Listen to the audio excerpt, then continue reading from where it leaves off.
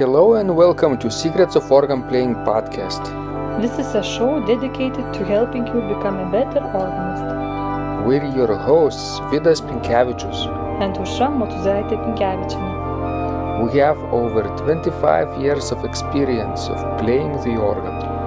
And we've been teaching thousands of organists online from 89 countries since 2011. So now let's jump in and get started with the podcast for today. We hope you'll enjoy it. Hi guys, this is Vidas. And Aušra. Let's start episode 704 of Secrets of Organ Playing podcast. This question was sent by Leo, and he writes, Good morning. Which of your studies do you recommend for learning repertoire within a short period of time? Thanks, Leo. So, Aušra, probably Leo needs to learn more repertoire within a week, maybe for his liturgical organ playing or other responsibilities, but he doesn't have a lot of time. Yes, so he needs shortcuts, right? well, do you think it's possible to do things in shortcuts? I don't think so. Yeah, I'm just trying to refresh my memory from all the courses that I have or we have posted in a Total Organist training folder, but I don't think there is any shortcut like this. If, for example, of course, sight reading helps. If you are a really good sight reader, you could learn repertoire quicker or faster. Well, I think if you would be a good sight reader and if you would be experienced organist, you wouldn't ask probably similar questions. Exactly. And so what I get the feeling from this question that skills are not high enough and you still need to do something in a short time, but that's not how things works. My best advice would be just choose, very easy repertoire, very easy pieces. At your level, your playing level, or even easier. But if you want to work on substantial repertoire, and to be ready in short time, it's only possible if you already have a good baggage, lots of pieces that you played in the past and you want to repeat them, then it's possible if you are, a really advanced organist. That's true. For example, if Leo looks at our Secrets of Organ Playing store, he could find collections basically categorized according to the difficulty level: beginning level, basic level, intermediate level, and an advanced level. So I don't know if his level is beginner's level or basic level, but certainly not intermediate level. So he could look at these sections and discover some options for himself. Yes, because if there would be a secret shortcut, I think everybody would have discovered it by now. And it would be not a secret anymore. And we all would learn, hard stuff and difficult pieces in like just a week or a day. And that's true. And when I look at our organ sight reading master course, it's a 40-week course plus 7 weeks of bonus material for legato playing. So basically 47 weeks you are sight reading very, very thoroughly, spending quality time on the organ, and it's still very difficult course. Very, very strenuous activity. You have to commit for 47 weeks. It's probably almost a year, right? It's almost a year. So really, if you want to play organ or any other musical instrument and you want to do it well and be able to play repertoire at least, medium in difficulty or advanced, you need to put a lot of effort into it and a lot of hours. There is no shortcut in things like this. Of course, there might be, like I could give you some advice how to learn a piece, faster. The tricky thing is you need to take it and to analyze it right away. And if you know how good your technique is or how bad and what it's harder for you, what it's easier for you, then you analyze that piece in terms of the technical difficulty as well. And right away you will have to start working on the difficult spots, not play it from the beginning to the end all the time. That might save you some time.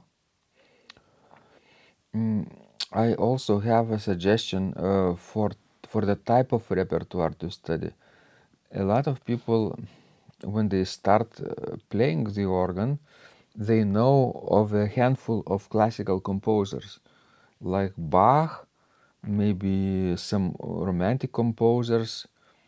Bach's D minor toccata, Widor's toccata, yes, from Yes, this Fifth and Symphony. well, some might know more, obviously, because they listen to the music more.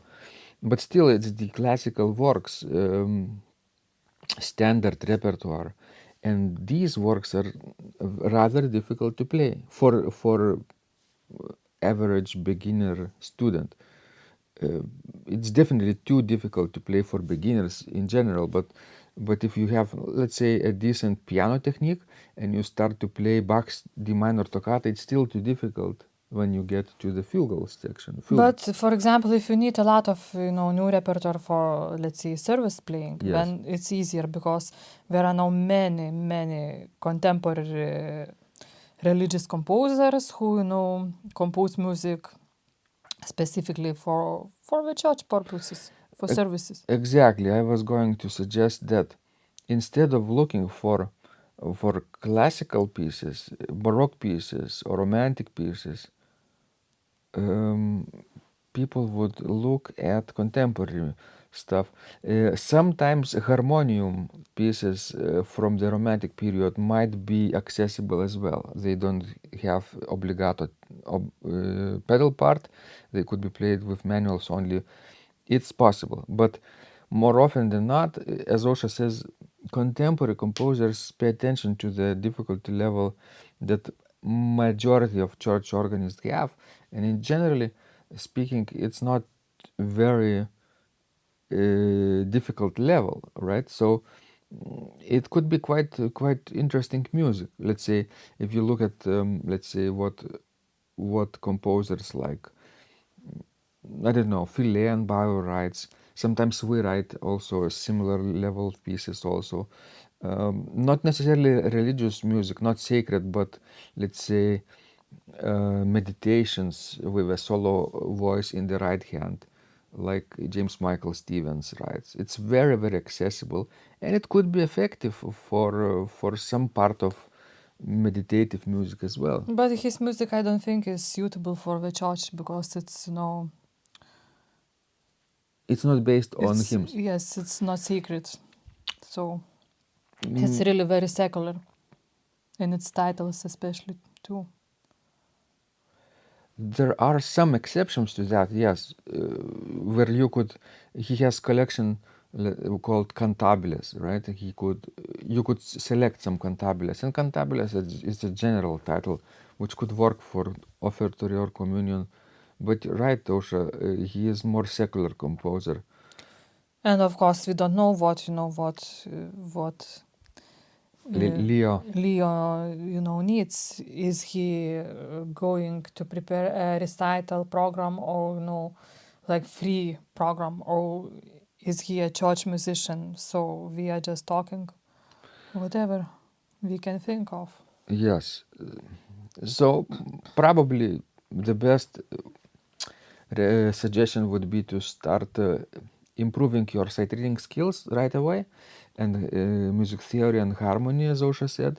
But also the same. I haven't said that yet, but yes, you need to. Yes, she thinks about that. Yes, if you are strong in the music theory, then the sight reading and learning new music, it's much easier. It's a different kind of sight reading because you're not reading notes only, you're reading entire textures and you're making sense of those textures. You know how the piece is put together while you're just glancing at the score, and it's, you know, revealed in front of you. It's like the meaning behind the music is quite clear to you, what composer did there. Not only wrote a bunch of notes which happen to sound nice, but how they are connected, right? But you need theory and harmony knowledge for that. And of course, choose contemporary collections, and majority of pieces for solo right hand would fit in that category. And of course, if you have quite good technique, and quite good knowledge of music theory, you could also improvise. That would expand your repertoire as well. It's probably even more difficult than just playing contemporary repertoire, right? It's Of course. entirely different. Because you set of need to skills. develop skills for any of these things that we have talked. And it all takes time. So if you, well,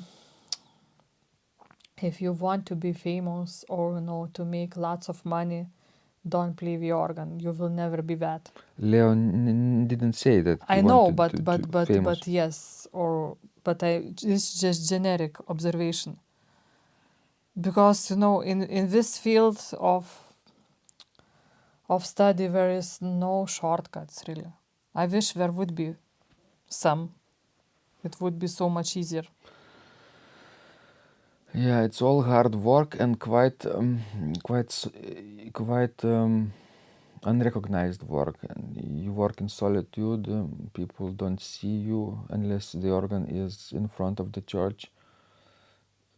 So you don't get recognition. Of course, some people are more gifted from the nature, from the birth than others. And for some people it might came faster naturally. But still, even those people need to develop some sort of technique and have knowledge.